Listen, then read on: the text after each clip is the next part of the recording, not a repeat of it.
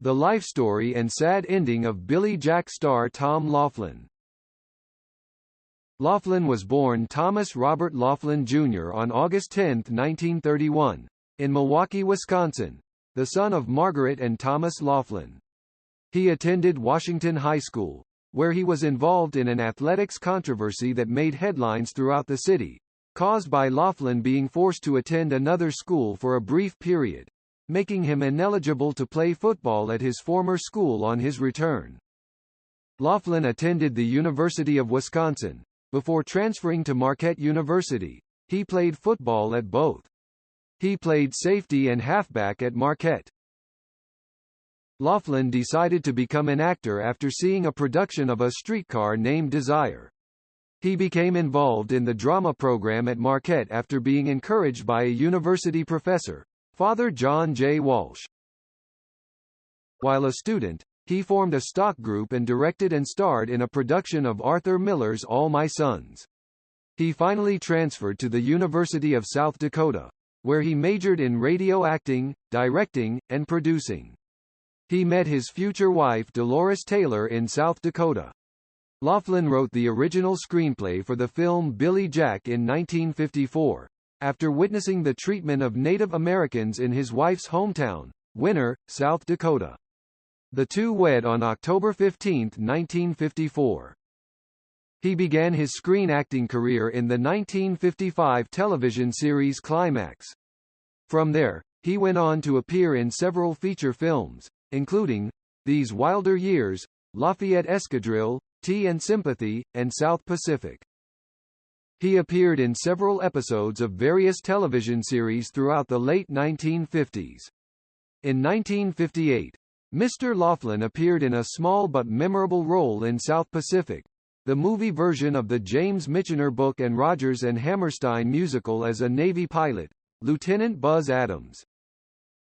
In 1959, he was cast as young Tom Fowler in the episode The Fight Back of the NBC Western series, Riverboat.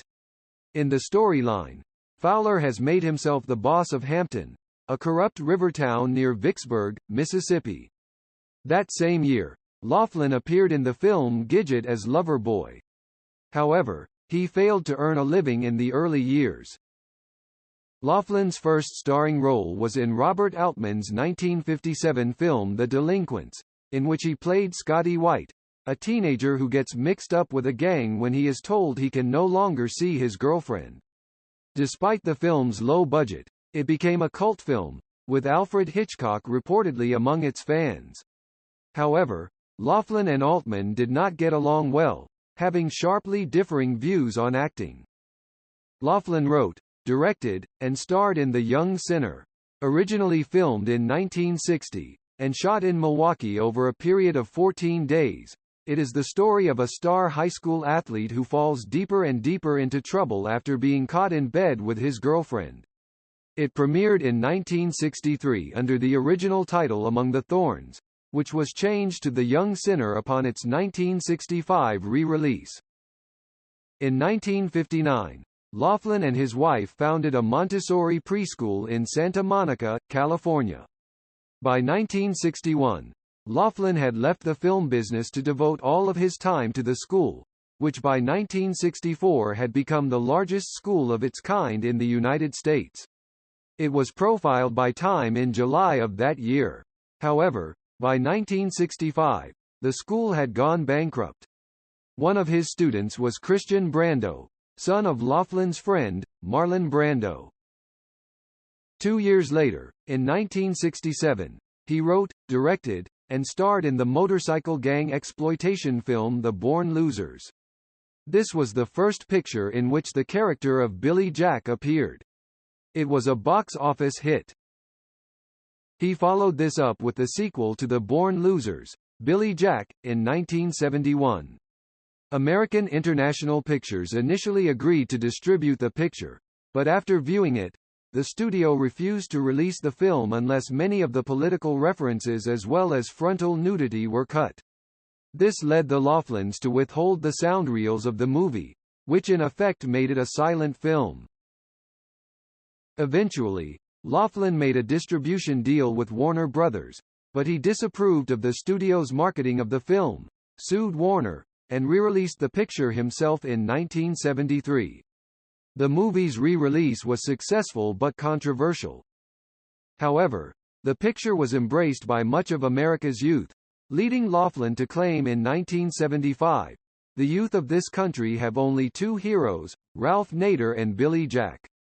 When adjusted for inflation, it is, as of 2007, the highest-grossing independent film of all time. The second sequel, The Trial of Billy Jack, released in late 1974, was a huge box office hit, while not registering as quite as big a critical success. Laughlin had been in dispute with AIP and reached a settlement in 1974, agreeing to pay them $2 million, including $500,000 from the Born Losers reissue and $250,000 for AIP's percentage share of the trial of Billy Jack. In 1975, Laughlin released The Master Gunfighter, a Western set in the 1840s, detailing the plight of the Chumash people. Laughlin grew a full beard for the film and his character fought with both a 12-shot revolver and a samurai sword. Although it did reasonably well at the box office, critics were not pleased with the film. He returned to the Billy Jack franchise in 1977. However, the fourth entry in the series, Billy Jack Goes to Washington, was a failure because of distribution problems, and it proved to be Laughlin's final film. In 1984, he purchased a series of 12 advertisements in Variety condemning various aspects of the film industry and its treatment of independent filmmakers. He created a blueprint for taking control of the home video distribution industry as a way for independent films to be seen. This plan was also a failure. In 1985, he began production of a fifth Billy Jack film, The Return of Billy Jack, which featured the title character fighting child pornographers in New York City. However, he suffered a concussion and neck injury during filming, which led to the production being suspended. During this hiatus, funding for the picture ran out and production was never resumed. Laughlin had sought funding to finish the fifth Billy Jack film since at least 1996, when he spoke about it during a lawsuit against a man who had illegally changed his name to Billy Jack, and at one point Laughlin had plans to make a Billy Jack television series. In 2008, the film's title was changed to Billy Jack for President. It was retitled Billy Jack and Gene.